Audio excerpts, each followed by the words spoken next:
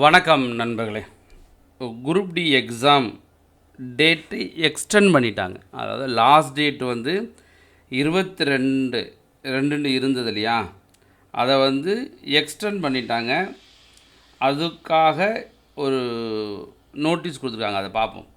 Government of India, ministry of railway, railway recruitment board, centralised employment notice 08/2024, recruitment of various posts level 1 of 7th CPC pay matrix published on office எல்லாம் கொடுத்துட்டாங்க இல்லையா, board இந்த லெட்டர்லாம் போர்டில் கொடுத்தவங்க அப்படின்னு இருக்காங்க.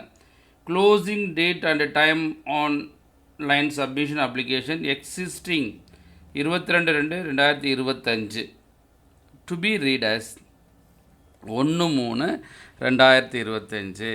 இப்போ என்னென்னா டேட்டை வந்து எக்ஸ்டெண்ட் பண்ணிட்டாங்க, உங்களுக்கு வேறு ஒன்றும் கிடையாது. அதனால் இன்னமும் நம்மளுக்கு அங்கிட்ட ஒரு வாரம் எக்ஸ்டெண்ட் பண்ணியிருக்காங்க. 26 அடுத்த வாரம் தான். அப்போ 1/3/2025 வரைக்கும் நம்ம குரூப் டி எக்ஸாமை அப்ளை பண்ணலாம். இதெல்லாம் இந்த closing date of time application, fee payment, இது ஃபீ பேமெண்ட்டுக்கு வந்து 3/3, அப்புறம் வந்து மாடிஃபிகேஷனுக்கு வந்து 4/3 13/3 வரைக்கும் கொடுத்துருக்காங்க. இந்த டீட்டெயிலாம் கொடுத்துருக்காங்க. அப்புறம் க்ரியேட் அன் அக்கௌண்ட்டு, சரி சேர்மன் என்றைக்குன்னா 19/2/2025 இந்த நோட்டீஸ் வந்திருக்கு. நம்மளுக்கு என்ன தேவை அப்படின்னா, ரயில்வே குரூப் டி எக்ஸாமோட அப்ளை பண்ணாத நபர்கள் கண்டிப்பாக இருப்பீங்க. அப்ளை பண்ணுறேன்னு சொல்லி அப்படியே கொண்டு போயிட்டே இருப்பீங்க.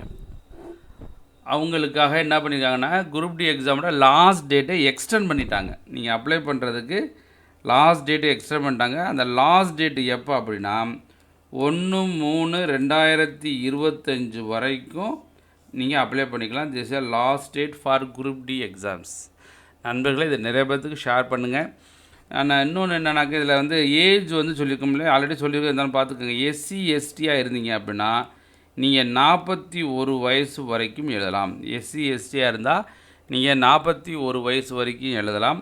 ஓபிசி, இந்த ஓபிசியில் தான் நிறைய பேர் கான்ட்ரடிக்ஷனாக இருக்குது. சார் ஓபிசின்னா என்ன சார் அப்படிலாம் கேட்குறாங்க. ஓபிசினா என்ன மீனிங் அப்படின்னா, தமிழ்நாட்டில் பிசி, எம்பிசி, டிஎன்டி, அந்த டிநோட்டிஃபைட் கம்யூனிட்டி, டிஎன்சி தான், டிநோட்டிஃபைட் கம்யூனிட்டி, இவங்கெல்லாம் சேர்ந்து தமிழ்நாடு கவர்மெண்ட்டில் பிரித்து வச்சுருப்பாங்க. இவங்கெல்லாம் சேர்ந்தது பேர் தான் ஓபிசி.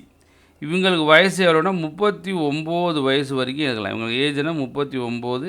ஜென்ரல் கேண்டிடேட்டுக்கு வந்து 36 வயசு வரைக்கும். அதனால் ஏஜ் வந்து இந்த வருஷம் 3 வருஷம் எக்ஸ்ட்ரா கொடுத்துருக்காங்க.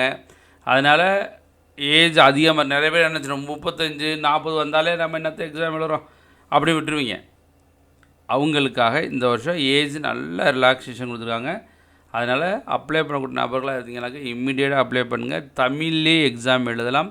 இன்டர்வியூ கிடையாது, ஒரே ஒரு எக்ஸாம். யாரையும் பார்த்து எந்த ரெக்கமெண்டேஷன் காசு கொடுக்கணும், 10 லட்சம் கொடுக்கணும், 5 லட்சம் கொடுக்கணும். இப்போ நிறைய பேர் சொல்கிறாங்க, இங்கெல்லாம் சார் ரேஷன் கடைக்கு இத்தனை லட்சம் கொண்டு சார், ரேஷன் கடைக்கே 10 லட்சம் கொடுத்து வராங்க சார், எம்காம் படிக்கிறாங்க, எம்சிஏ படிக்கிறாங்க, என்னமோ படிக்க 10 லட்சம் கொடுத்து வராங்க சார், அப்படிலாம் பேசிக்கிறாங்க வெளியில்.